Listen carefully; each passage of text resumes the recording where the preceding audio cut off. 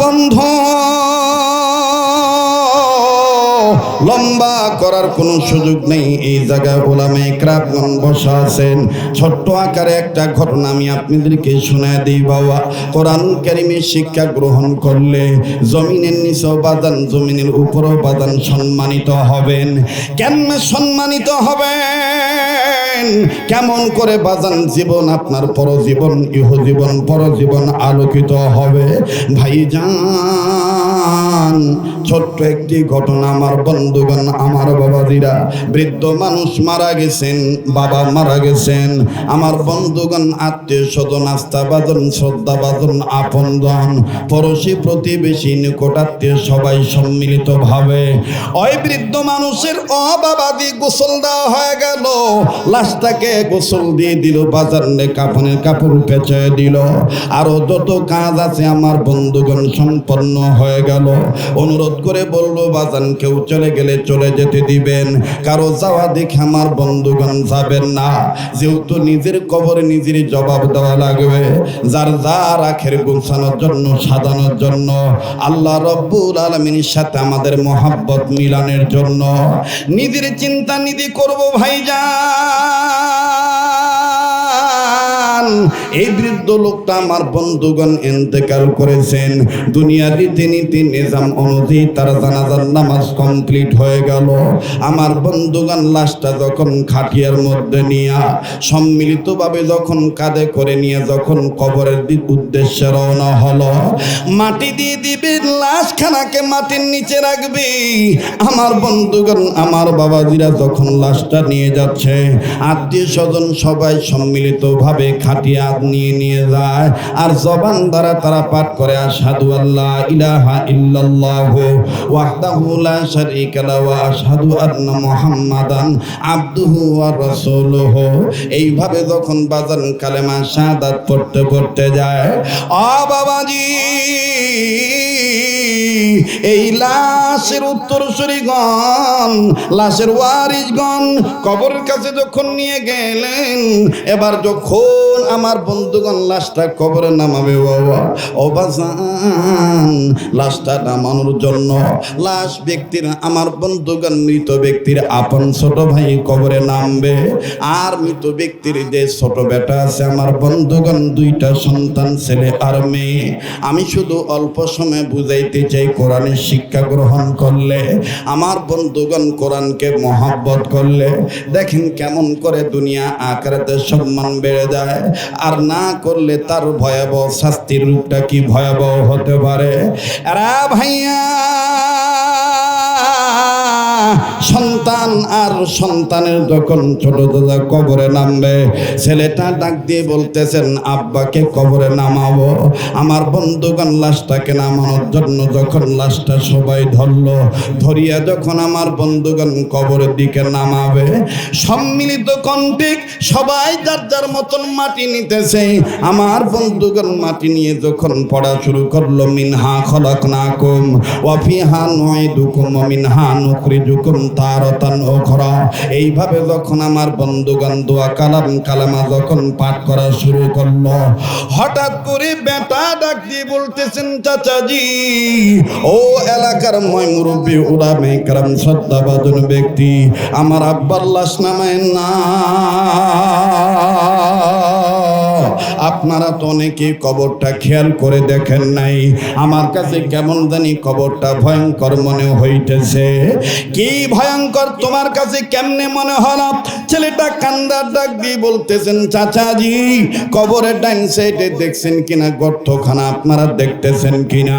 বলে, বাবার এরকম কবরের মধ্যে মাটি খনন করলে বিভিন্ন সাইড কর্নারে, উত্তর দক্ষিণ পূর্ব পশ্চিমে গর্ত থেকে যায়, এটা তেমন কোনো ভয়ের কারণ নাই। ছেলেটা ডাক দিয়ে বলতেছেন, ও চাচাজি, আমি আপনার কথাটা মানতে পারলাম না চাচা, এই কবরের এই গর্তটা দেখে কেমন জানি সন্দেহ বেড়ে গেল। আমি আমার আব্বাকে কবরে নামাইতে পারবো না, আমি আমার বাবাকে কবরে নামাবো না, আগে আমি গর্তটা চেক করে দেখব কিসের গর্ত। আরে বাবাজি, ছেলেটা নিজে নিজে নিজের আবেগ প্রকাশ করে আর ডাক দিয়ে বলে, যে সোনার বাপ আমার, আমি ঘুমাইলে আমার যেন মশায় না কামড় দেয়, আমার জন্য মশারি টাঙিয়ে দিত, আমার জন্য আমার বাবা কয়েল কিনে এনে কয়েল ধরায় দিত, ওই বাবার এই কবরে রাখবো। এই কবরে আমি ভয়ঙ্কর একটা গর্ত দেখতে পাচ্ছি।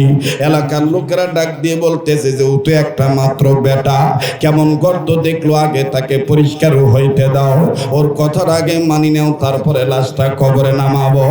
এইবার লাশটা উপরের দিকে রাখিয়া আমার বন্ধুগণ এই ছেলেটা যখন সাধারণ একটা কাঠি নিয়া গর্তের কাছের মাটি যখন সরাইল, ভাইজান জীবনে শুনছেন কিনা জানি না, তবে এক সময় এই কিতাবটা অনেকের ঘরে থাকছে, এক সময় বাজান অনেকেই কিতাব মোতালা করেছেন, এখন আবার এই কিতাব নতুন আকারে বাজান মাওলানা তারিক জামিল দামাত বারাকাতুল্লাহ আলিয়া তিনি সুন্দর করে যুব সমাজকে কবর আযাব থেকে বাঁচানোর জন্য, আমার বন্ধুগণ দুনিয়া আখিরাতে সম্মানিত হওয়ার জন্য তিনি সুন্দর করে বলে দিয়েছেন।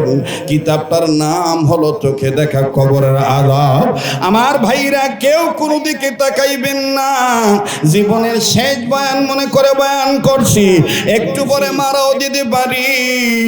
ভাইজান কারো দাও দেখে কেউ যাবেন না বন্ধু। ছেলেটা খান্দার ডাক দিয়ে কয়, কাকা আমি আমার আব্বাকে কবরে নামানোর আগে আমি গর্তটাকে চেক করে দেখব। এইবার বচ্চ মানুষ, অবাদান বালক ছেলে, নওজোয়ান যুবক সন্তান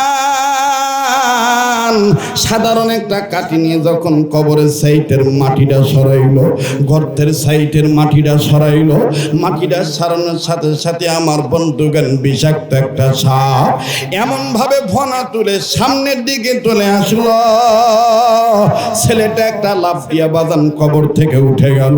ছেলেটা ডাক দিয়ে কয়, কাকা আমার আব্বাকে আমি কবরে শোয়াইতে পারবো না।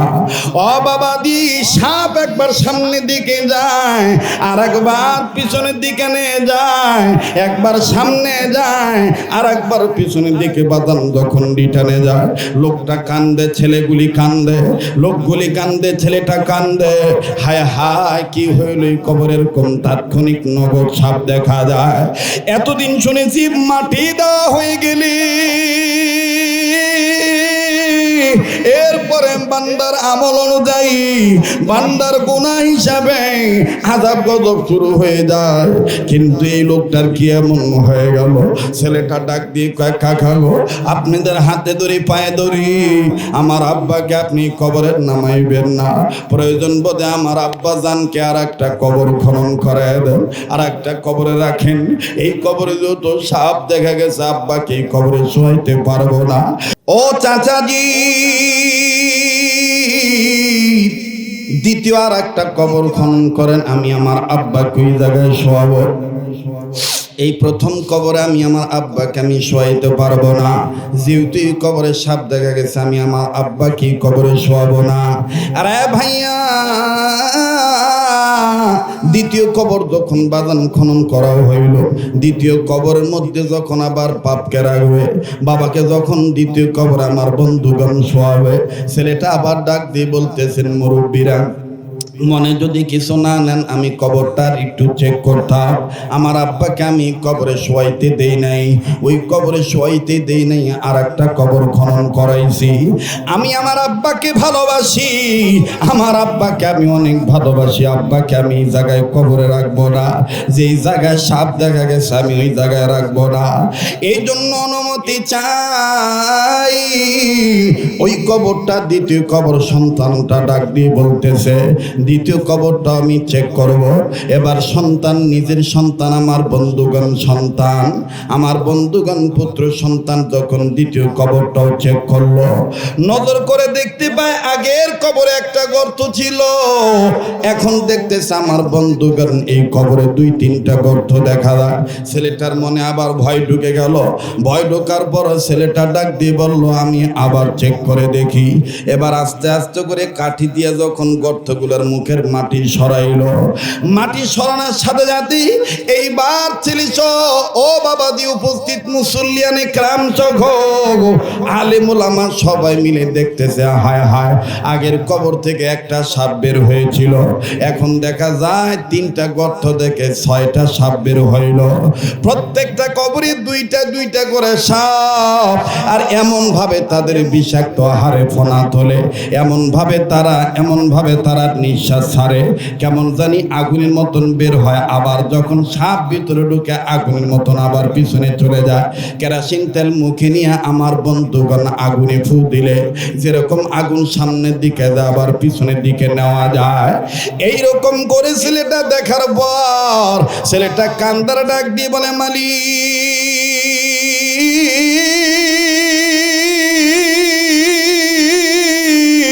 ও আমার আল্লাহ, দেন না একটা ডাক, দেন না, মায়া লাগায় বলেন না আল্লাহ, আওয়াজ দিয়ে বলেন না আল্লাহ।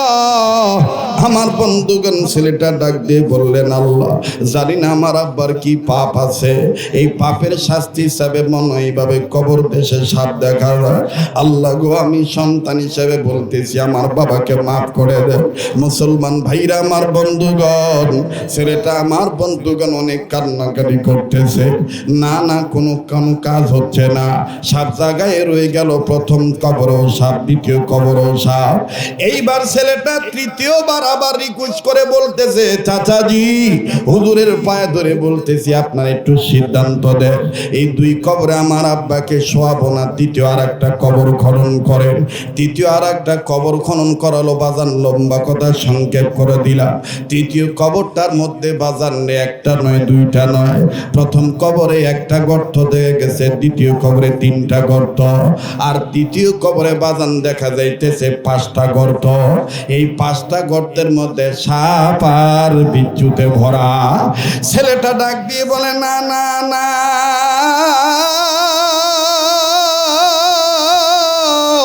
আমি বেটা বেঁচে থাকতে আমার আব্বাকে আমি এইভাবে আযাবের মধ্যে দিতে পারি না।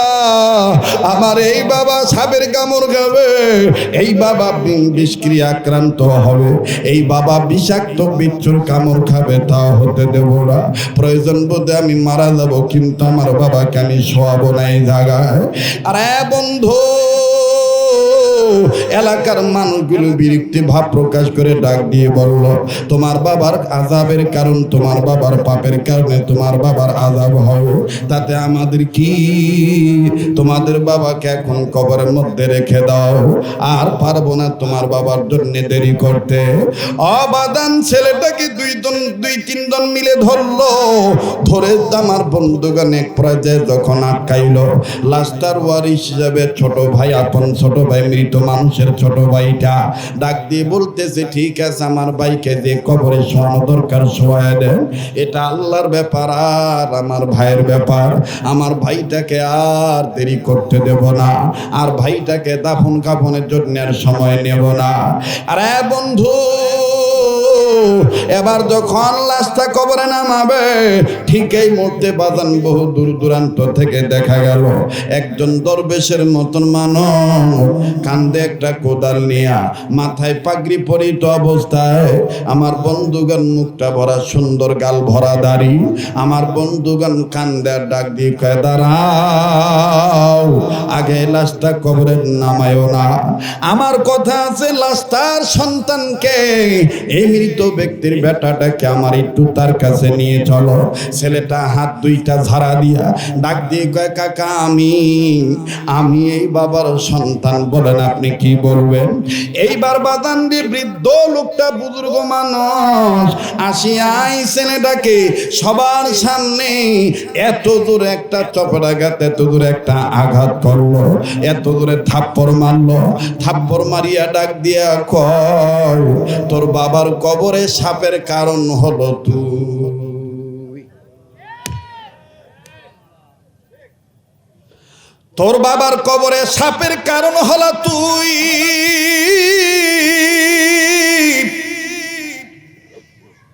তোর বাবার কবরে আযাবের কারণ হলো তুই, তোর মতন ছেলে থাকতে তোর বাবার কবরে কেন সাপ দেখা দিবে? তুই এখনো সময় আছে, ভালো হয়ে যা। ছেলেটা আমার বন্ধুগণ হতভম্ব হয়ে গেল, চুপ হয়ে গেল। কষ্ট হইতেছে নাকি আপনাদের? হ্যাঁ বাজান রে, খুব খেয়াল করে কথাগুলি শোনা চাই। ছেলেটা ডাক দিয়ে বলতেছেন, কাকা আরো মারেন, যদি আমার কারণে বাপের আযাবের কারণ হয়, আমাকে আরো মারেন, আরো আঘাত করেন, এরপরও আমার বাবাকে যেন আল্লাহ মাফ করে দেয়। লোকটি ডাক দিয়ে বলতেছে, বেটা রে, সবার সামনে আমি বলবো না তোর বাবা কি পাপের কারণে তোর বাবা কিভাবে কবরের মধ্যে আযাবের দৃশ্য প্রকাশ্যে দেখা দিয়ে গেছে। বেটা রে, তুই একটু আউলিয়া, তুই একটু ফাঁকে আয়, আমি তোকে বলে দিই বেটা, তুই তওবা করবি। বলে, না না কাকা, না না হুজুর, না না কাকা, না গো আল্লাহর বান্দা, মুরব্বী মানুষ, আগে বলেন আমার কি পাপ। বলে, আমি এটা পরে বলবো, আগে তুমি সাইডে আসো। এবার আমার বন্ধুগণ, এই বুজুর্গ ব্যক্তি কাঁধে হাত দিয়ে বলতেছে, চলো যাই, সামনে যাই। উপস্থিত হাজরানে মজলিসদেরকে সবাইকে দাঁড় করায় রেখে এই বৃদ্ধ মানুষটা বালকটার যুবকটার কাঁধে হাত দিয়ে একটু দূরে নিয়ে গেল। দূরবর্তী স্থানে নিয়ে যাই আমার বন্ধুগণ সবাই মিলে নজর করে দেখতেছে। বৃদ্ধ মানুষটা বলে, বৃদ্ধ মানুষটা আঙ্গুল উঁচু করে কথা বলে, আর যুবকটা মাটিতে গড়াগড়ি পেরে কান্দে। একবার মাটি থাবড়ায়, আবার মাথায় থাবড়ায়, হায় হায়, এই কারণে আমার বাবার কবরে আযাব। আর রংপুরের যুবক ভাইরা, কোন বাবারে ভুলে গেলি, কোন মায়েরে ভুলে গেলি? ও ভাইয়া, আজ যদি তুমি আমি নেক আমল করি, তোমার আমার নেক আমলের উসিলায় তোমার আমার বাপ মাকে আল্লাহ মাফ করে দিবে। আবার যদি বিপরীত মুখে তুমি আমি গুনার কাজ করি, তোমার আমার গুনার কারণে তোমার আমার মা বাবার কবরে আযাব হবে। নড়াচড়া করিয়েন না, আমাকে কথাটা বলতে দেন মোহতারাম হাজিরিন। তাহলে এবার বলেন তো দেখি, কোরআন সম্মানের কিতাব, এই সম্মানের কিতাবকে মেনে নিলে, শিক্ষা দীক্ষা গ্রহণ করে আমল করিতে পারলে কবরে আমার আপনার জন্য ভালো হবে না খারাপ হবে? আবার বলেন, ভালো হবে না খারাপ হবে? কবর জায়গা ভালো নয়, কবর জায়গা ভালো নয়, কবর জায়গা ভালো নয়, কবর, বলেন না, কবর জায়গা ভালো নয়, কবর, আবার বলেন না, কবর জায়গা ভালো নয়, কবর।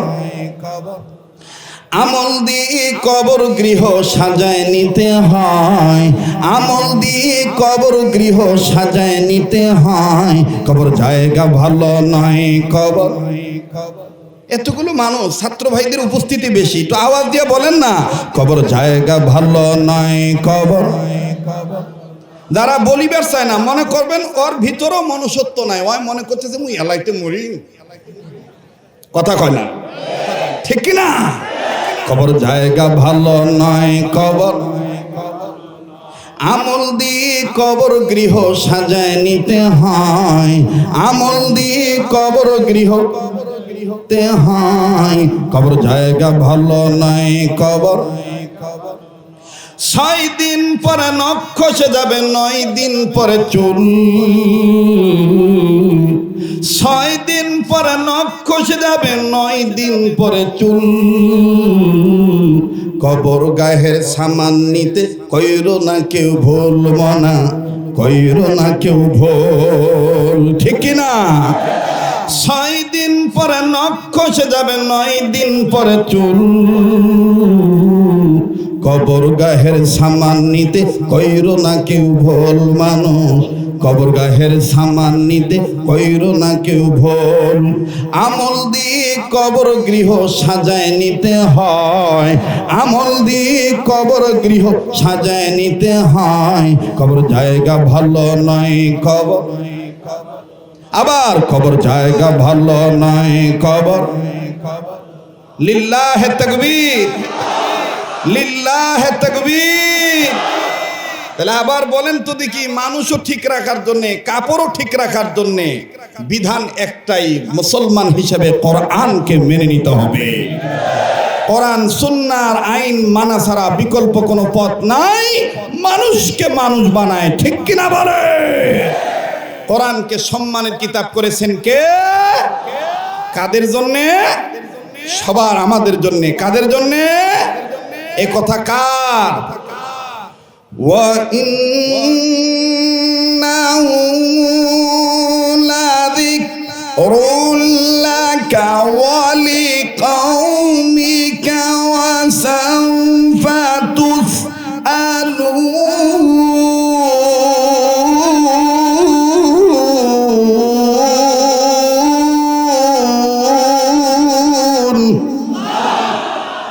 আমি কিন্তু আন্তর্জাতিক কারি নয় ভাই, আমি আন্তর্জাতিক কারি না, সামান্য এখন শিখছি, যে শিখার দ্বারা চলি ফিরি খাইতে পারিব। কথা কয় না? তা আল্লাহু আকবার আসতে বললেন কেন? জোরে বলেন। আবার কোন আল্লাহু আকবার? সামনের বাইরা চুপ থাকেন, পিছনে বাইরা বলেন তো আল্লাহু আকবার। এবার পিছনে বাইরা চুপ থাকেন, সামনের বাইরা বলেন তো আল্লাহু আকবার। এবার যারা দাঁড়ায় আছেন সাইটে, ডাইনে বামে, সবাই মিলে জিলে বলেন তো আল্লাহু আকবার। এই স্লোগানের দ্বারা প্রমাণ হয়ে যায় আগামীর বাংলাদেশ কোরআন সুন্নাহর বাংলাদেশ। ঠিক কিনা বলে? কে পাস করিবে, কে ফেল করিবে, ওটা নিয়ে আমাদের মাথা ব্যথা নাই, কিন্তু আমাদের সিদ্ধান্ত পরিষ্কার জানাইতে চাই। ভোটের পরিবেশ সুষ্ঠুভাবে আসলে আমরা ভোট দেব কাকে? তিনি কে? এবারে ভোট দেব ভাই সেই মানুষের যে মানুষ পক্ষে থাকে আল কোরআনে।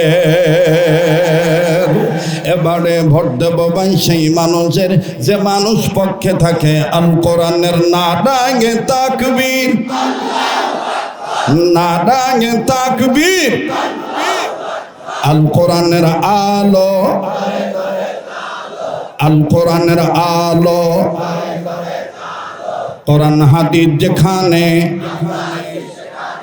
নারায়ে তাকবীর। মুসলমান ভাইরা আমার, বন্ধুগণ, আল্লাহ রব্বুল আমিন ডাক দিয়ে বললেন, নবীজি, যেই কোরআন আমি আল্লাহ আপনার উপর নাজিল করলাম, এই জিকির নামক কোরআন খানা আমি আল্লাহ আপনার জন্যে, আপনার উম্মতে মুহাম্মাদীদের জন্যে আমি রব সম্মানের বস্তু বানাই দিলাম। আওয়াজ দিয়ে বলেন না সুবহানাল্লাহ। আরে বাবাজি,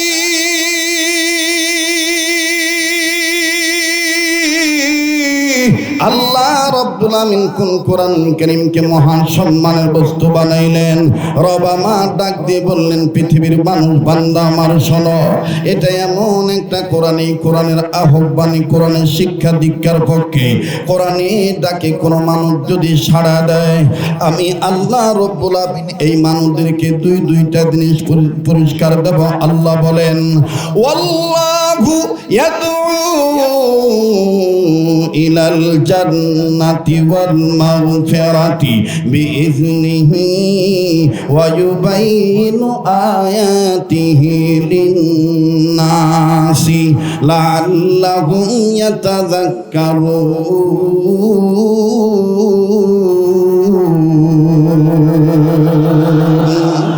আল্লাহ ডাক দিয়ে বললেন, নবী গো,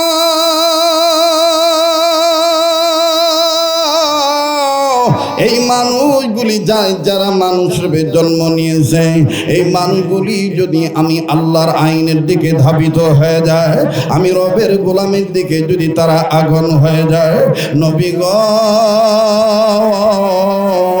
আমি রব্বে কাবা, আমি জালালি ওয়াল ইকরাম এই মানুষদেরকে দুইটা জিনিস পুরস্কার দেব। নাম্বার 1, জিন্দেগির গুনাহগুলি মাফ করে দেব। নাম্বার 2, আমি আল্লাহ বান্দা বান্দির আমল নামায় জান্নাত লেখে ধন্য করে দেব। যখন সুবহানাল্লাহ। ও রংপুরের ভাইরা, উত্তরাঞ্চলের রংপুর বিভাগের বন্ধুরা, কোন কোরআনুল কারীমকে আমার আল্লাহ আমার জন্য, নবীর জন্য আমাদের জন্য মহা সম্মানের বস্তু বানায় দিলেন। এই কোরআন সম্বন্ধে আমার আল্লাহ ডাক দিয়ে বললেন, নবীজি আমি রব্বে কাবা জানিয়ে দিলাম।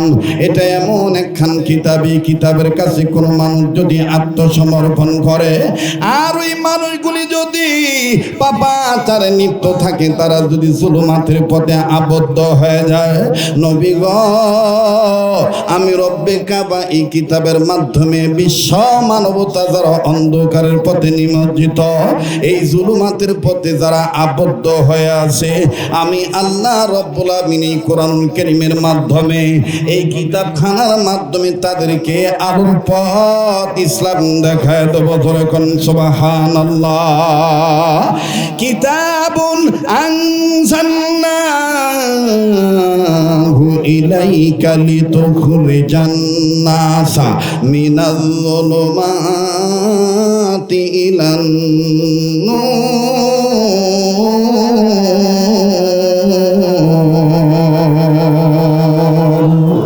যাহার পরশ পেয়ে পাথর হলো সোনা, সন্দেহ ভুল নেই যার একটি কোনা। ঠিক কিনা বলে? যাহার পরশ পেয়ে পাথর হলো সোনা, সন্দেহ ভুল নেই যার একটি কোনা। এ যে একে বিপ্লব পিছে ফেলে যত সব, এ যে একে বিপ্লব পিছে ফেলে যত সব, এগিয়ে চলে সে অগ্রপানি। সমাধান চাও যদি জীবনে মরণে, ফিরে যাও খুঁজে নাও চোখ রাখো। না ভাই, সবাই কিন্তু বললেন না কোরআনের শিক্ষার পক্ষে।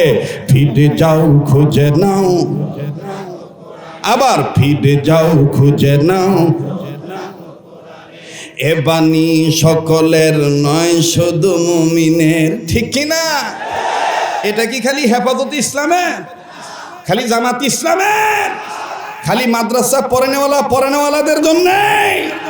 এ কোরআন বিশ্ব মানবতার জন্য হেদায়েতের পথ। কথা বলেন ঠিক কিনা?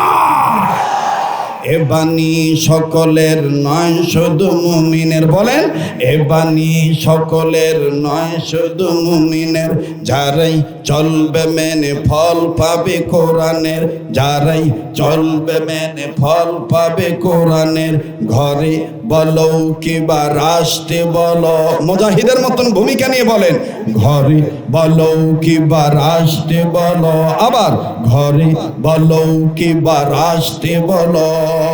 অশান্তি দূর করে শান্তি আনে, সমাধান চাও যদি জীবনে মরণে, ফিরে যাও খুঁজে নাও চোখ রাখো।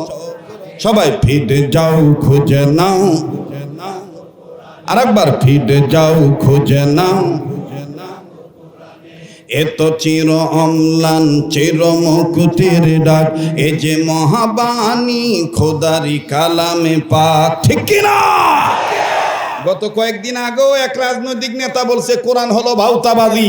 আসলে তোমাদের রাজনীতি ভাউতাবাজি।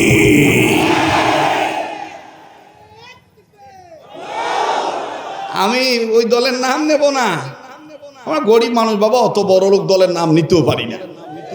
ঠিক কিনা বলেন?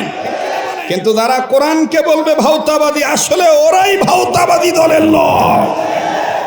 আর ভাউতাবাদী, চাপাবাদী, সাদাবাদী, রংবাদী, ধোকাবাদী কিচ্ছুই চলিবে না। বাংলার টেকনাফ থেকে তেতুলিয়া, রূপসা থেকে পাতুরিয়া, প্রত্যেকটা জায়গায় কোরআনের আন্দোলন, কোরআনের শিক্ষা দীক্ষাই চলবে। যারা কোরআনকে মানবে না তাদেরকে আমরা মানব না।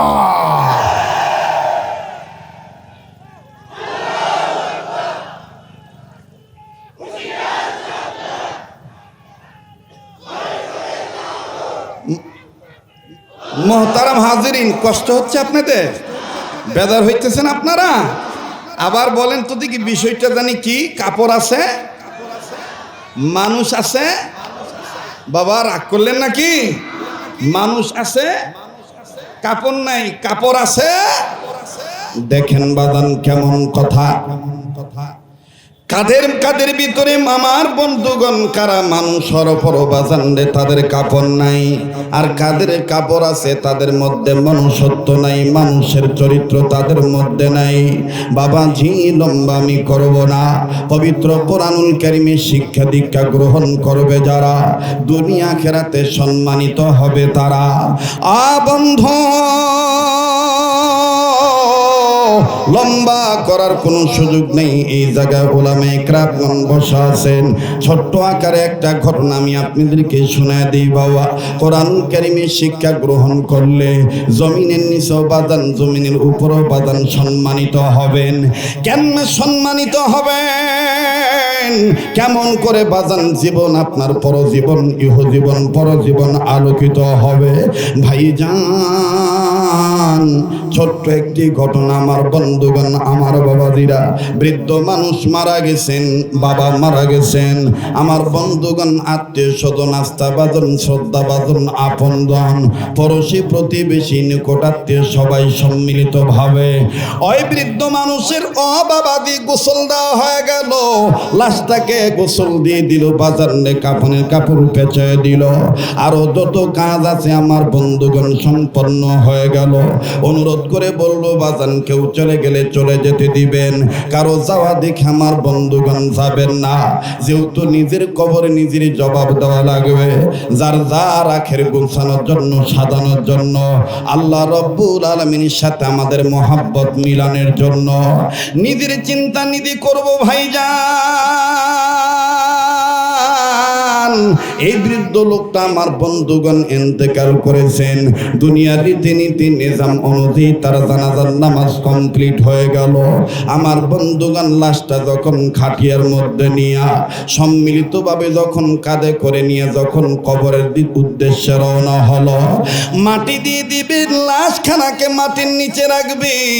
আমার বন্ধুগণ, আমার বাবাজিরা যখন লাশটা নিয়ে যাচ্ছে, আত্মীয় স্বজন সবাই সম্মিলিতভাবে খাটিয়া নিয়ে যায়, আর জবান দ্বারা তারা পাঠ করে আশহাদু আল্লা ইলাহা ইল্লাল্লাহু ওয়াহদাহু লা শারীকা লাহু ওয়া আশহাদু আন্না মুহাম্মাদান আবদুহু ওয়া রাসূলুহু। এইভাবে যখন বাজান কালেমা শাহাদাত পড়তে পড়তে যায়, বাবাজি এই লাশের উত্তরসূরিগণ, লাশের ওয়ারিসগণ কবরের কাছে যখন নিয়ে গেলেন, এবার যখন আমার বন্ধুগণ লাশটা কবরে নামাবে, বাবা ও বাজান লাশটা নামানোর জন্য লাশ ব্যক্তির, আমার বন্ধুগণ মৃত ব্যক্তির আপন ছোট ভাই কবরে নামবে, আর মৃত ব্যক্তির যে ছোট বেটা আছে আমার বন্ধুগণ, দুইটা সন্তান ছেলে আর মেয়ে। আমি শুধু অল্প সময় বুঝাইতে চাই, কোরআনের শিক্ষা গ্রহণ করলে, আমার বন্ধুগণ কোরআনকে মহব্বত করলে, দেখেন কেমন করে দুনিয়া আখিরাতে সম্মান বেড়ে যায়, আর না করলে তার ভয়াবহ শাস্তির রূপটা কি ভয়াবহ হতে পারে। আরে ভাইয়া, সন্তান আর সন্তানের যখন ছোট দাদা কবরে নামবে, ছেলেটা ডাক দিয়ে বলতেছেন আব্বাকে কবরে নামাবো।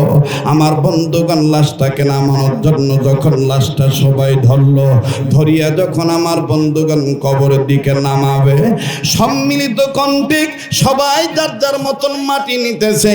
আমার বন্ধুগণ মাটি নিয়ে যখন পড়া শুরু করলো, মিনহা খলাকনাকুম ওয়া ফিহা নুঈদুকুম ওয়া মিনহা নুখরিজুকুম তারাতান উখরা। এইভাবে যখন আমার বন্ধুগণ দোয়া কালামা যখন পাঠ করা শুরু করলো, হঠাৎ করে বেটা ডাক দিয়ে বলতেছেন চাচাজি, ও এলাকার ময় মুরব্বী, উলামায়ে কেরাম, শ্রদ্ধাভাজন ব্যক্তি, আমার আব্বার লাশ নামায়েন না। আপনারা তো অনেকে কবরটা খেয়াল করে দেখেন নাই, আমার কাছে কেমন জানি কবরটা ভয়ঙ্কর মনে হইতেছে।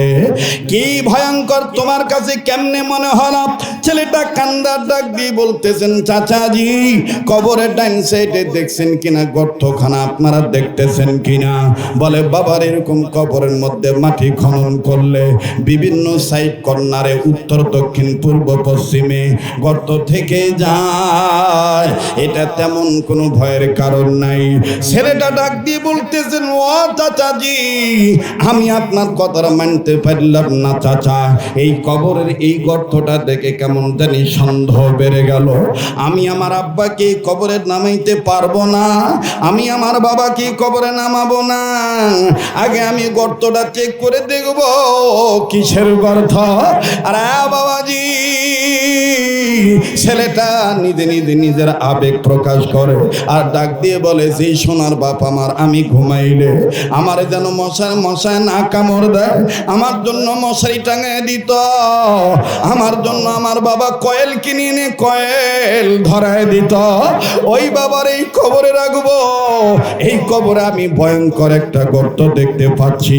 এলাকার লোকেরা ডাক দিয়ে বলতেছে যে ও তো একটা মাত্র বেটা, কেমন গর্ত দেখলো, আগে তাকে পরিষ্কার হইতে দাও, ওর কথার আগে মানি নাও, তারপরে লাশটা কবরে নামাবো।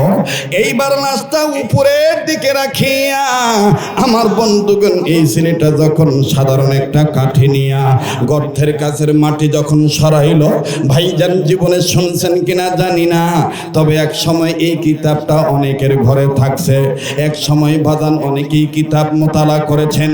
এখন আবার এই কিতাব নতুন আকারে বাজান মাওলানা তারিক জামিল দামাত বারাকাতুল্লাহ আলিয়া, তিনি সুন্দর করে যুব সমাজকে কবর আযাব থেকে বাঁচানোর জন্য, আমার বন্ধুগণ দুনিয়া খেরাতে সম্মানিত হওয়ার জন্য তিনি সুন্দর করে বলে দিয়েছেন।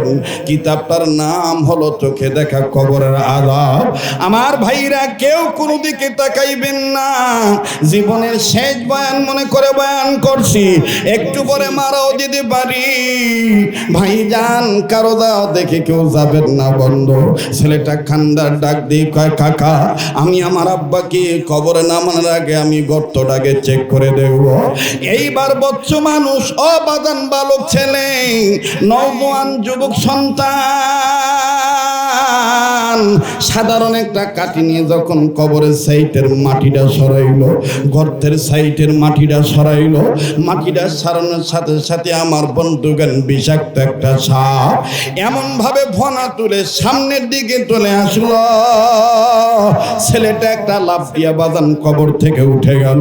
ছেলেটা ডাক দিয়ে কয়, কাকা, আমার আব্বাকে আমি কবরে শোয়াইতে পারবো না। ও বাবা দি, সাপ একবার সামনের দিকে যায়, আর একবার পিছনের দিকে নিয়ে যায়, একবার সামনে যায় আর একবার পিছনের দিকে বাদান যখন রিটার্নে যায়, লোকটা কান্দে, ছেলেগুলি কান্দে, লোকগুলি কান্দে, ছেলেটা কান্দে। হায় হায়, কি হইল এই কবরের কোন তাৎক্ষণিক নগদ সাপ দেখা যায়। এতদিন শুনেছি মাটি দেওয়া হয়ে গেলি, এরপরে বান্দার আমল অনুযায়ী বান্দার গুনাহ হিসাবে আযাব গজব শুরু হয়ে যায়। কিন্তু এই লোকটার কি এমন হয়ে গেল? ছেলেটা ডাক দিয়ে কয়, কাকা গো, আপনাদের হাতে ধরি পায়ে ধরি, আমার আব্বাকে আপনি কবরে নামাইবেন না।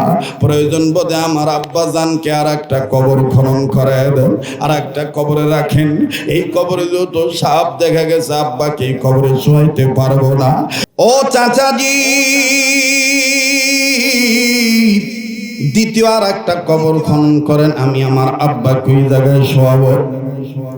এই প্রথম কবরে আমি আমার আব্বাকে আমি শোয়াইতে পারবো না, যেহেতু এই কবরে সাপ দেখা গেছে, আমি আমার আব্বাকে কবরে শোয়াবো না। আরে ভাইয়া, দ্বিতীয় কবর যখন বাজান খনন করা হইল, দ্বিতীয় কবরের মধ্যে যখন আবার পাপকে রাখবে, বাবাকে যখন দ্বিতীয় কবর আমার বন্ধুগণ শোয়াবে, ছেলেটা আবার ডাক দিয়ে বলতেছেন, মুরব্বীরা, মনে যদি কিছু না নেন, আমি কবরটার একটু চেক করতাম। আমার আব্বাকে আমি কবরে শোয়াইতে দেই নাই, ওই কবরে শোয়াইতে দেই নাই, আর একটা কবর খনন করাইছি। আমি আমার আব্বাকে ভালোবাসি, আমার আব্বাকে আমি অনেক ভালোবাসি। আব্বাকে আমি এই জায়গায় কবরে রাখবো না, যেই জায়গায় সাপ দেখা গেছে আমি ওই জায়গায় রাখবো না। এই জন্য অনুমতি চাই, ওই কবরটা দ্বিতীয় কবর সন্তানটা ডাক দিয়ে বলতেছে দ্বিতীয় কবরটা আমি চেক করব। এবার সন্তান নিজের সন্তান আমার বন্ধুগণ সন্তান আমার বন্ধুগণ পুত্র সন্তান যখন দ্বিতীয় কবরটাও চেক করলো নজর করে দেখতে পায় আগের কবরে একটা গর্ত ছিল, এখন দেখতেছে আমার বন্ধুগণ এই কবরে 2-3টা গর্ত দেখা যায়। ছেলেটার মনে আবার ভয় ঢুকে গেল। ভয় ঢোকার পর ছেলেটা ডাক দিয়ে বলল আমি আবার চেক করে দেখি। এবার আস্তে আস্তে করে কাঠি দিয়ে যখন গর্তগুলোর মুখের মাটি সরাইলো, মাটি সরানোর সাথে সাথে এইবার ছেলেছ ও বাবা দিয়ে উপস্থিত মুসল্লিয়ানে ক্রাম চোখ আলেমুল আমার সবাই মিলে দেখতেছে হায় হায় আগের কবর থেকে একটা সাপ বের হয়েছিল, এখন দেখা যায় 3টা গর্ত থেকে 6টা সাপ বের হইল। প্রত্যেকটা কবরে 2টা করে সাপ, আর এমন ভাবে তাদের বিষাক্ত আহারে ফনা তোলে, এমন ভাবে তারা নিঃশ্বাস ছাড়ে, কেমন জানি আগুনের মতন বের হয়, আবার যখন সাপ ভিতরে ঢুকে আগুনের মতন আবার পিছনে চলে যায়। কেরাসিন তেল মুখে নিয়ে আমার বন্ধুগণ আগুনে ফু দিলে যেরকম আগুন সামনের দিকে যায় আবার পিছনের দিকে নেওয়া যায়, এইরকম করে ছেলেটা দেখার পর ছেলেটা কান্দার ডাক দিয়ে বলে মালিক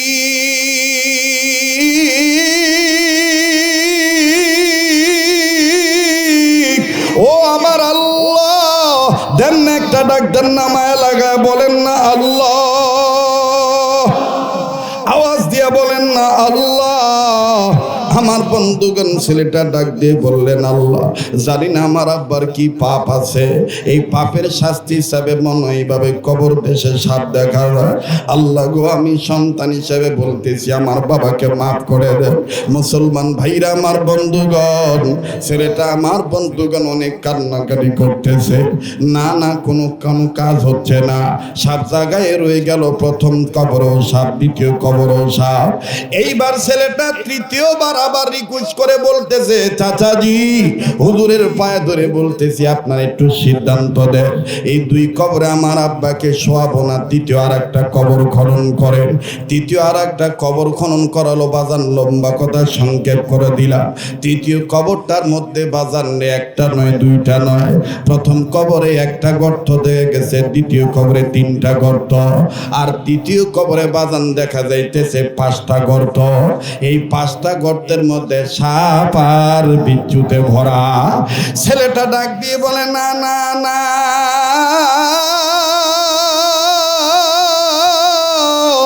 আমি বেটা বেঁচে থাকতে আমার আব্বাকে আমি এইভাবে আযাবের মধ্যে দিতে পারি না, আমার এই বাবা সাপের কামড় খাবে, এই বাবা বিষক্রিয়া আক্রান্ত হবে, এই বাবা বিষাক্ত বিচ্ছুর কামড় খাবে, তা হতে দেব না। প্রয়োজন বোধে আমি মারা যাব কিন্তু আমার বাবাকে আমি শোয়াবো না এই জায়গায়। আরে বন্ধু এলাকার মানুষগুলো বিরক্তি ভাব প্রকাশ করে ডাক দিয়ে বলল তোমার বাবার আযাবের কারণ, তোমার বাবার পাপের কারণে তোমার বাবার আযাব হবে, তাতে আমাদের কি, তোমাদের বাবাকে এখন কবরের মধ্যে রেখে দাও, আর পারবো না তোমার বাবার জন্য দেরি করতে।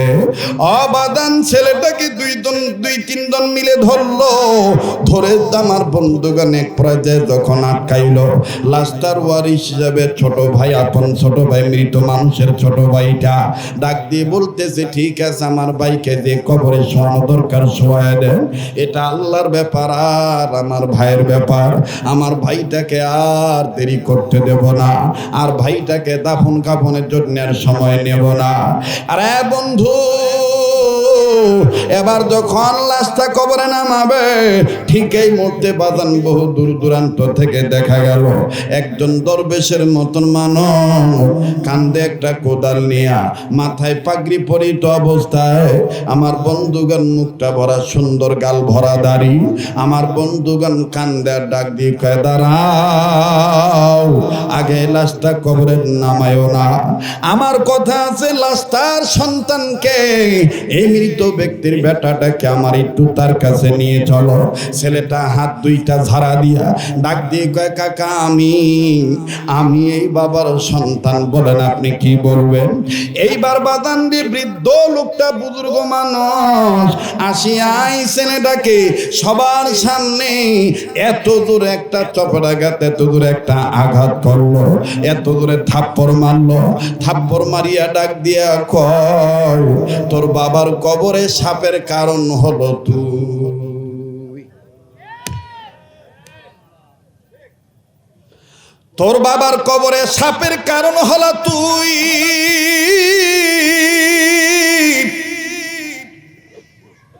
তোর বাবার কবরে আযাবের কারণ হলো তুই। তোর মতন ছেলে থাকতে তোর বাবার কবরে কেন সাপ দেখা দিবে? তুই এখনো সময় আছে, ভালো হয়ে যা। ছেলেটা আমার বন্ধুগণ হতভম্ব হয়ে গেল, চুপ হয়ে গেল। কষ্ট হইতেছে নাকি আপনাদের? হ্যাঁ বাজান রে, খুব খেয়াল করে কথাগুলি শোনা চাই। ছেলেটা ডাক দিয়ে বলতেছেন, কাকা আরো মারেন, যদি আমার কারণে বাপের আযাবের কারণ হয়, আমাকে আরো মারেন, আরো আঘাত করেন, এরপরও আমার বাবাকে যেন আল্লাহ মাফ করে দেয়। লোকটি ডাক দিয়ে বলতেছে, বেটা রে, সবার সামনে আমি বলবো না তোর বাবা কি পাপের কারণে তোর বাবা কিভাবে কবরের মধ্যে আযাবের দৃশ্য প্রকাশ্যে দেখা দিয়ে গেছে। বেটা রে, তুই একটু আউলিয়া, তুই একটু ফাঁকে আয়, আমি তোকে বলে দিই বেটা, তুই তওবা করবি। বলে, না না কাকা, না না হুজুর, না না কাকা, না গো আল্লাহর বান্দা, মুরব্বী মানুষ, আগে বলেন আমার কি পাপ? বলে, আমি এটা পরে বলবো, আগে তুমি সাইডে আসো। এবার আমার বন্ধুগণ, এই বুজুর্গ ব্যক্তি কাঁধে হাত দিয়ে বলতেছে, চলো যাই, সামনে যাই। উপস্থিত হাজরানে মজলিসদেরকে সবাইকে দাঁড় করায় রেখে এই বৃদ্ধ মানুষটা বালকটার, যুবকটার কাঁধে হাত দিয়ে একটু দূরে নিয়ে গেল। দূরবর্তী স্থানে নিয়ে যাই আমার বন্ধুগণ সবাই মিলে নজর করে দেখতেছে। বৃদ্ধ মানুষটা বলে, বৃদ্ধ মানুষটা আঙ্গুল উঁচু করে কথা বলে,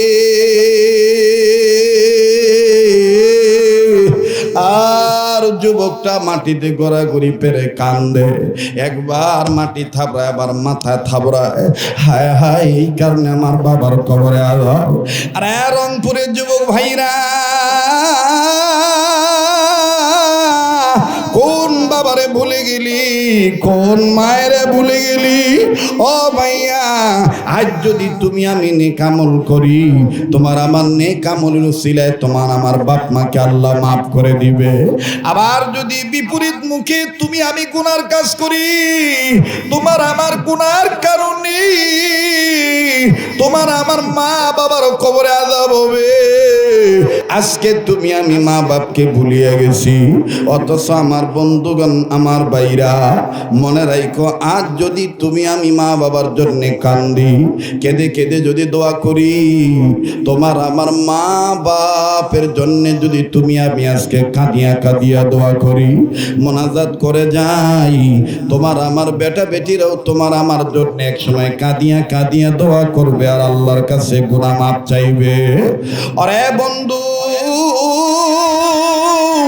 কাজী কেউ যদি চলে যায়, চলে যেতে দিবেন, কারো যাওয়া দেখে কেউ যাবেন না, নিজের চিন্তা নিজে করবেন। জীবনের শেষ বয়ান মনে করে বয়ান করছি বাবা। এই যুবকটা বারবার মাথায় থাবড়ায়, আর বারবার কেমন জানি মাটি থাবড়ায়, নিজে নিজে বাদান হাতের চামড়া গোস্তের মধ্যে কামড় দেয়। এলাকার লোকেরা ডাক দিয়ে কয়, ব্যাপার কি? এই বুড়া লোকটাকে, আর এই যুবক কি ভুল করেছে? এইভাবে বুড়া লোকটা কথা বলতেছে, আর এই যুবকটা কাঁদতেছে।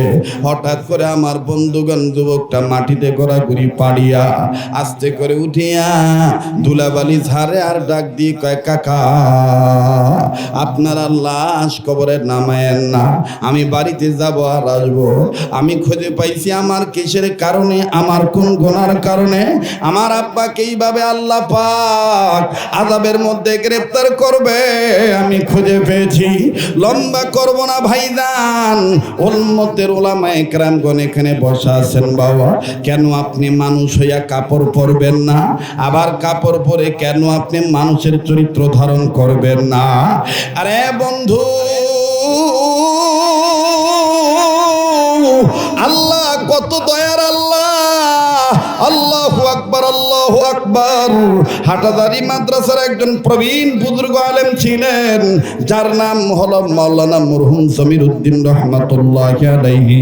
তিনি তার কিতাবের মধ্যে লিখেছেন, আল্লাহর কোনো বান্দা বান্দি, কোনো সন্তান যদি এলেম থাক আর না থাক, লেখাপড়া জানুক আর না জানুক, আল্লাহর কোনো বান্দা বান্দির সন্তান ছেলে মেয়েরা যদি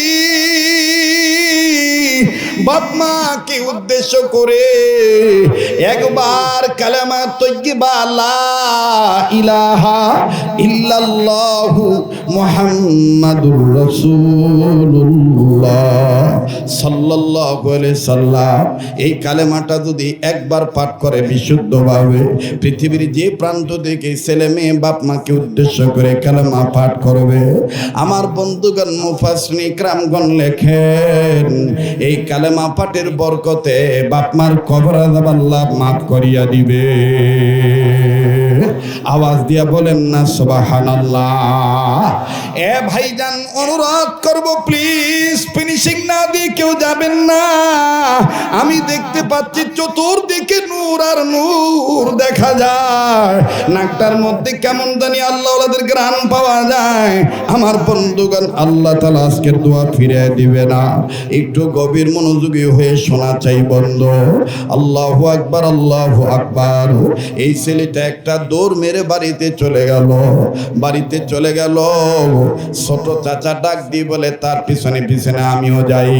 এবার ছোট চাচাও বাজান যখন তার পিছনে পিছনে গেল, চাচা যাইতে যাইতে ভাতিদাটা ঘরের ভিতরে ঢুকে, আমার বন্ধুগণ ভিতর দিয়া দরজার খিল লাগিয়ে দিয়েছে, জানালার পাল্লা দুইটার সিটকানি লাগিয়ে দিয়েছে। চাচা ডাক দিয়ে বলে, মালিক,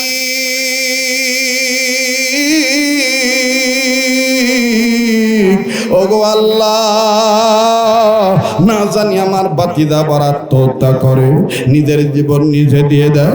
চাচা যখন এইভাবে কান্দে, অনেকক্ষণ আমার বন্ধুগণ কোনো সারা শব্দ নাই। এইবার চাচা বাড়িটার চতুর্দিকে ঘোরা শুরু করলো। বাথরুমের কাছে যায় নজর করে দেখে, বাথরুমের ভিতর থেকে পানি পড়ার আওয়াজ পাওয়া যায়। পানি ঢাললে যেমন আওয়াজ হয়, পানি ব্যবহার করলে যেমন আওয়াজ হয়, এরকম আওয়াজ পাওয়া যায়। চাচা ডাক দিয়ে বলতেছে, মনে হয় বাতিদা আমার গোসল সারতেছে। আমার বন্ধুগণ চাচা খুব খেয়াল করে দেখতেছেন কেমনে বাতিদারে দেখা যায়। একবার দরজার ফুটার দিকে তাকায়, আর একবার জানালার দিকে তাকায়। উকি ঝুঁকি মেরে নজর করে দেখতে পায় বাতিদা আগের পোশাক খুলিয়া এইবার বাতিদা সুন্দর করে বাজান রে আর এক পোশাক পরলো। এই পোশাকটা পরিয়া বাতিদা যায় নামাজ বিছায়, আর তওবা করে ডাক দিয়ে বলে, আল্লাহ, আল্লাহ, আমি বুঝি নাই আমি এই গুনাহ করছি। আল্লাহ, আল্লাহ, আমার কারণে আমার বাপটাকে কবরে মাইরো না গো আল্লাহ। আল্লাহ,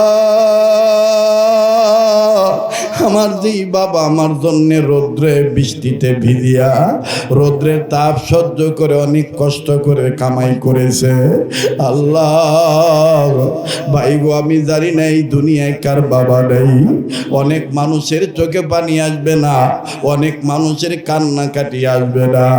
কেউ আসছে বক্তা দেখার জন্য, কেউ আসছে আমার বন্ধুগণ কণ্ঠের আওয়াজ শোনার জন্য। ও বাজান, এই পাগলের দিকে তাকাইলে তুই ঠকবি না। এই পাগলকে আল্লাহ পাক প্রতি বছর বারবার মক্কা মদিনায় নিয়ে যায়। প্রতি বছরের মধ্যে বেশিরভাগ রমজান মাস, গোটা রমজান আল্লাহ মদিনায় রেখে দেয়।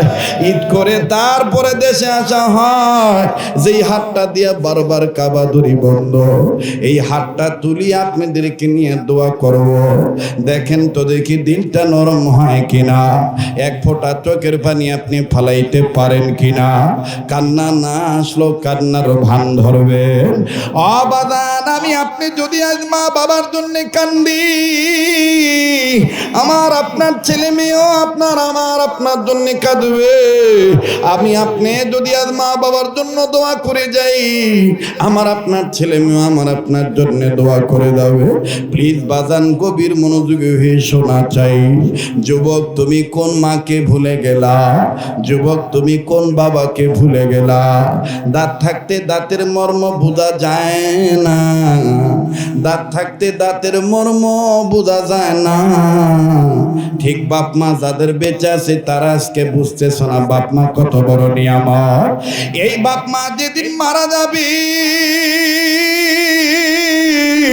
ওই দিন বুঝবা কত বড় নিয়ামত হারাইলা। রংপুরের যুবক ভাইরা ও সম্মানিত সুধী সমাজ, আপনার আমার কণ্ঠ থেকে একাধিকবার হয়তো এই বয়ানখানা কোথাও শুনেছেন। আমি প্রায় বয়ানে বলি বাজান, দুনিয়ায় যাদের বাপ মা নাই তারাই জানে তাদের কত বড় নিয়ামত নাই। আমার মাদ্রাসার নিজ প্রতিষ্ঠানের ঘটনাটা অনেক জায়গায় বলিয়া থাকি। আসরের নামাজ পড়ার পর নিজ মাদ্রাসার বারান্দায় দাঁড়াইয়া ছাত্র ভাইদের খেলা দেখতেছি, বড্ড ভালো লাগতেছিল। হঠাৎ করে বাজান নজর করে দেখতে পাইলাম রাস্তায় একজন পিতা অভিভাবক হইয়া হাতে কয়েকটা ব্যাগ নিয়ে দাঁড়ায় আছে। ব্যাগের ভিতরে চানাচুরও দেখা যায়, বিস্কিটের প্যাকেটও দেখা যায়, নানান ধরনের ফল ফলাদির প্যাকেট দেখা যায়। আমার ভাইরা হাতে প্যাকেট নিয়ে ভিতরের দিকে নজর করে উকি ঝুঁকি মারে, বেটারে তালাশ করে, কিন্তু কোন বেটার বাপেটা আমার জানা নাই।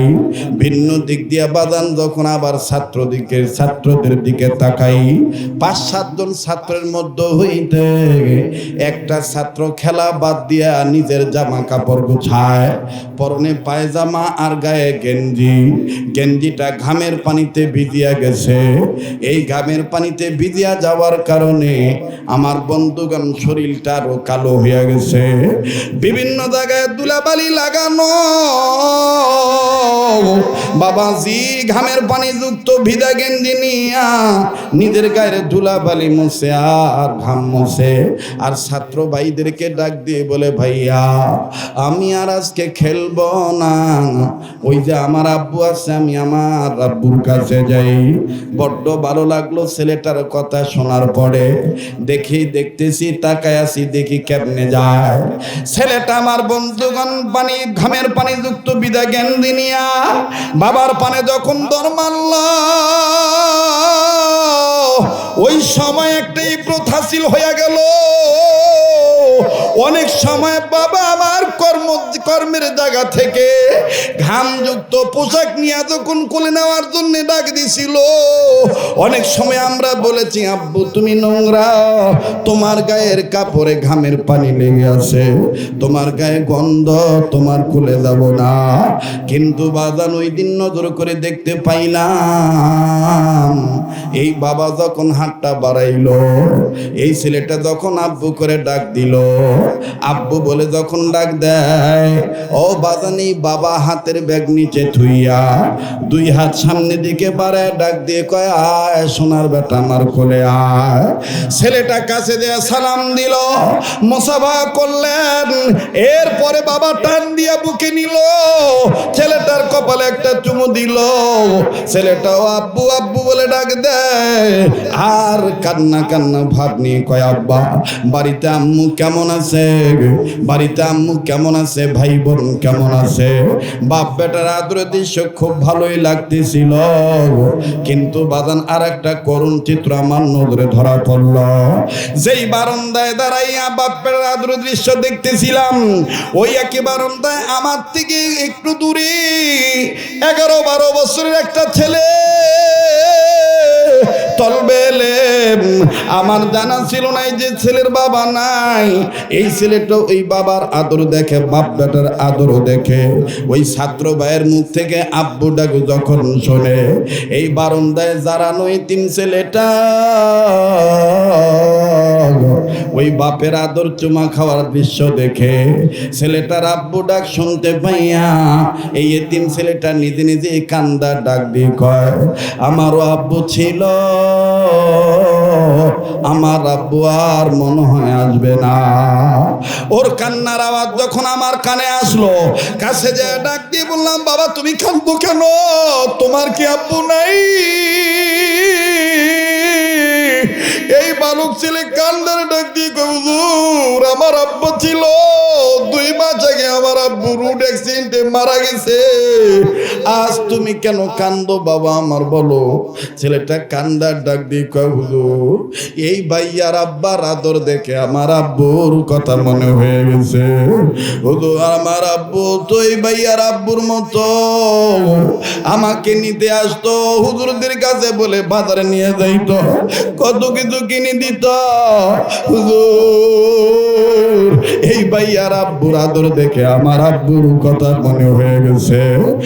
অবাদান আজকে 2-4 দিন হয়ে গেছে উত্তরাঞ্চলের সফরে এসেছি। বাড়িতে তো আমারও সন্তানরা আছে। গতকালকে রাত্রে আমার মেয়েটা নাকি সারা রাত্র ঘুমায় নাই। আমার বন্ধুগণ বিবি আমাকে ফজরের আগে আজানের পরে যখন আমার বন্ধুগণ রেস্টের দিকে যাব, নামাজের প্রস্তুতি নিতেছি, এরপরে রেস্টে যাব, বাসা থেকে ফোন আসছে, নেন আপনার মেয়ের সাথে কথা বলেন, আপনার মেয়ে আজকে খায় নাই। বাবা কেন এত দূরে প্রোগ্রাম রাখে? বাবা স্যার আমি খাবো না। মেয়েটাকে ডাক দিয়ে বললাম, আম্মু কালকের দিন আর রাত্রটা ধৈর্য ধরো, পরশু দিন আমার দেখা পাইবা। বলে তাইলে ওয়াদা দাও, পরশু দিন তুমি আমাকে আইসা আমি ঘুমাইলে আমার কপালে একটা চুমু দিয়ে আমাকে ডেকে তুলবা। আমি সাময়িক সান্ত্বনা দেওয়ার জন্য বললাম ঠিক আছে। মোবাইলটা কেটে দেওয়ার পর নিজে নিজে মোবাইল হাতে নিয়ে বললাম, আল্লাহ এই ছেলে মেয়ের মায়া এগুলো সব ধোঁকা।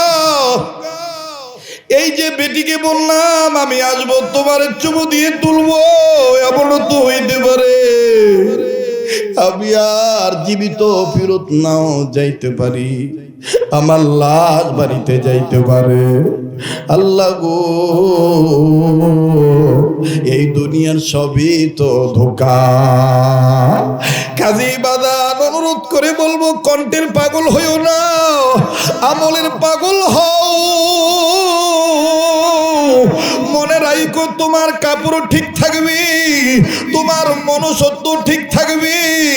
ও একটা কথা মেনে নিলে আল্লাহ পাক বলেন, লিয়াবলুয়াকুম আইয়ুকুম আহসানু আমালা। যার আমল যত বেশি সুন্দর হবে, তার ওই সুন্দর আমলের দ্বারা আল্লাহ পাক দুনিয়ার জমিনের উপরও তার সবকিছু ঠিক রাখবে। মরার পরও আল্লাহ এইভাবেই তাকে ইজ্জতওয়ালা বানায় দিবে। আওয়াজ দিয়া বলেন না সুবহানাল্লাহ, আর একবার বলেন না সুবহানাল্লাহ। কাজী বাদান আমি ওয়াদা চাই, মুসাফির মানুষ যেই হাতটা দিয়া বারবার কাবা ধরি, এই হাতটা তুলি আপনাদেরকে নিয়ে দোয়া করব। আর 5-10 মিনিট পরে আমি আপনাদেরকে নিয়ে দোয়া করব। আপনারা কি আমার সাথে একসাথে মা বাবার দরদি সন্তান হইয়া দোয়া করে যাইতে রাজি আছেন তো? ইনশাআল্লাহ। কারা কারা শেষ পর্যন্ত থাকতে রাজি আছেন একটু হাত তুলে দেখান তো দেখি। একটু জোরে তাকবীর লাগান, বলেন না আল্লাহু আকবার। আবার বলেন না আল্লাহু আকবার। আর একবার বলেন আল্লাহু আকবার। হাত নামান। আমার দিল বলে আপনারা আদর্শ বাপ মার সন্তান। আপনাদের বাবা মা আপনাদেরকে গর্বে নিয়া, আপনাদের মা আপনাদেরকে গর্বে নিয়া কোরআন তেলাওয়াত করেছিল, নবীর দুরূদ পড়েছিল, আমল সুন্দর করেছিল, যার কারণে আপনারা সুন্দর পরিবেশে সুন্দরভাবে বসে আছেন। প্লিজ বাজান কেউ কোনো ধরনের নড়াচড়া করবেন না। এবার ছেলেটা চাচা ডাক দিয়ে বলে, আমি যখন ঘরের দিকে নজর দিলাম, আমার ভাতিজাটা যায় নামাজ বিছাইলো, যায় নামাজ বিছানোর আগে কেমনে কেমনে জানি কান্নাকাটি করলো, কি জানি বলল, আল্লাহর কাছে কান্নাকাটি করিয়া তাই সে আবার নামাজে দাঁড়াইলো। নামাজ পড়ার পরে যখন সালাম ফিরাইলো, সালাম শেষ করে নামাজ আনতে এরপরে যখন দোয়া করলো, এত লম্বা দোয়া করতেছে আর খালি বারবার একটাই কথা বলে, আল্লাহ আমি আর এই কাজ করব না। আল্লাহ আল্লাহ, ওই মুরব্বি বলেছে তুমি যদি আমারে মাফ করে দাও তাইলে নাকি আমার বাবার কবরে প্রত্যেকটা গর্তের মধ্যে নতুন করে ফুলের গাছের মতন চারা জন্মাবে। আল্লাহ গো আমারে মাফ করে দাও। আল্লাহুম্মা গফিরলি আস্তাগফিরুল্লাহ রব্বি গফিরলি।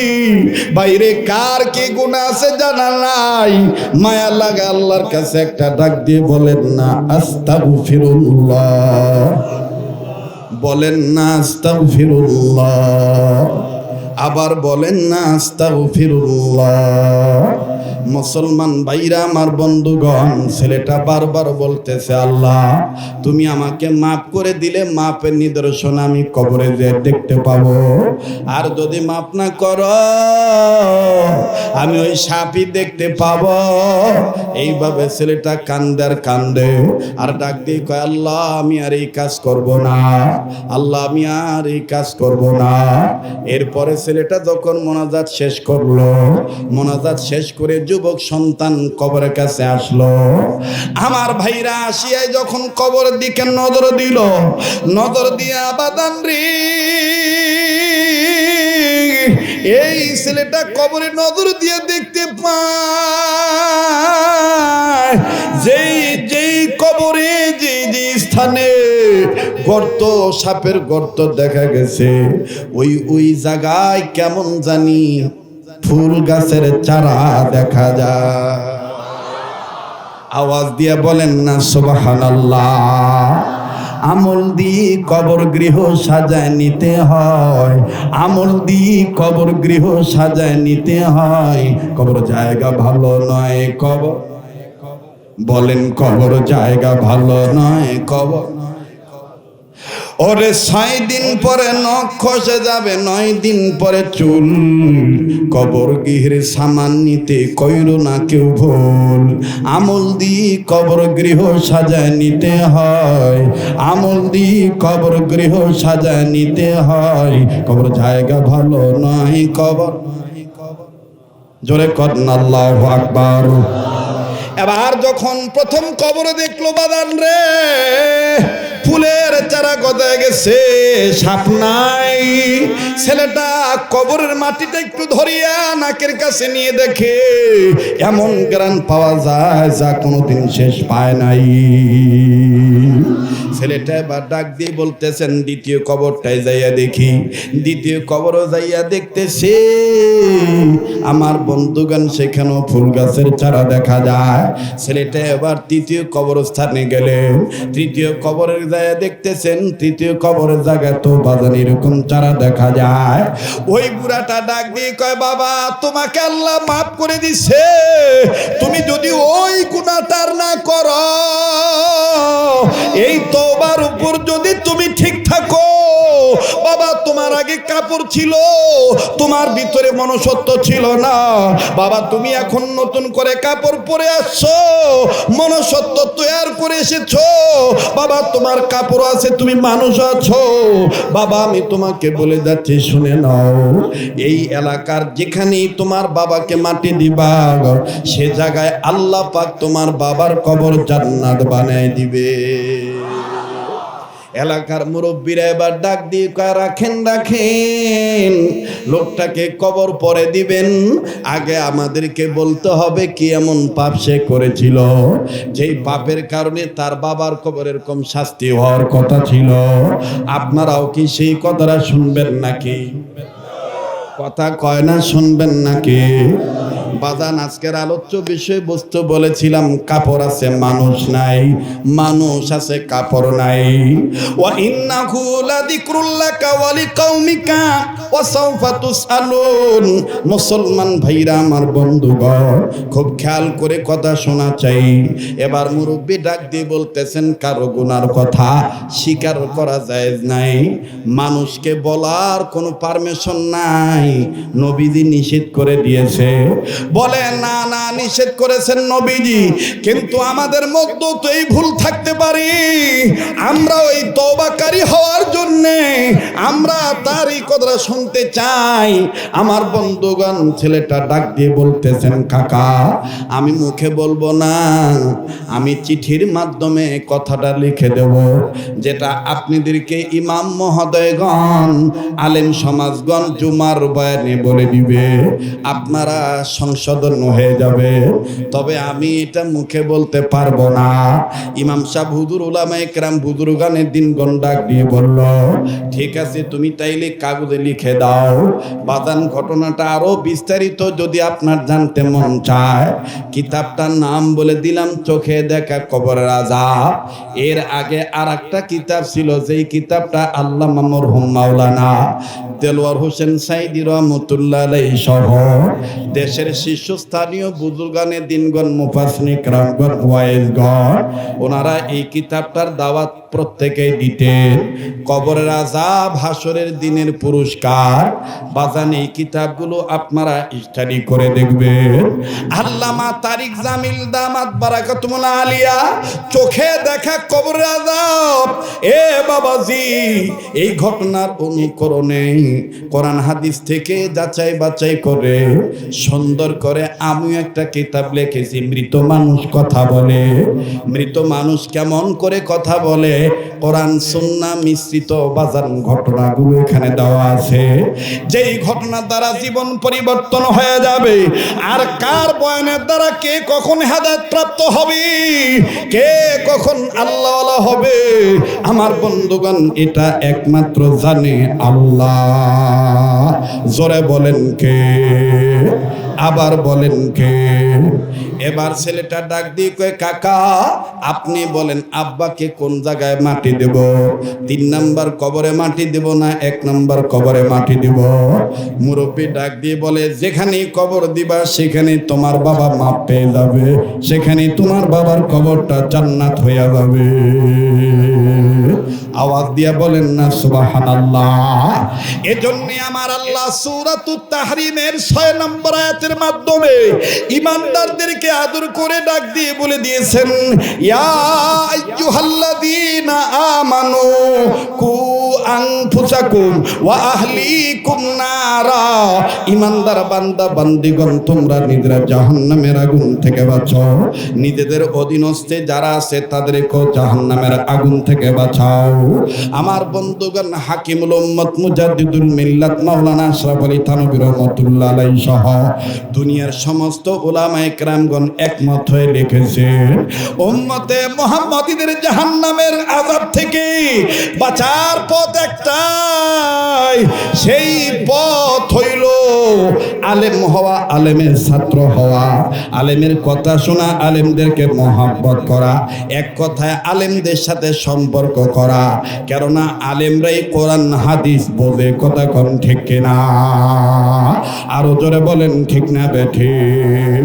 আমার বন্ধুগণ, আমার ভাইরা, প্লিজ কোনো উঠাউটি নাই, 2-4 মিনিটের মধ্যে মোনাজাত করে দেব। আবার একটু ওয়াদা নিতে চাই, বাপ মার দরদি সন্তান হয়ে আমার সাথে একসাথে দোয়া করে যাবেন। কারা কারা তৈরি আছেন একটু হাত তুলে দেখা। আমার দিলটা আজকে সাক্ষী দিতেছে, আজকের দোয়া আল্লাহ ফিরে দিবে না। দেখেছি মুরব্বীরা কেঁদেছে, যুবকেরা কেঁদেছে, আলেমরা কেঁদেছে।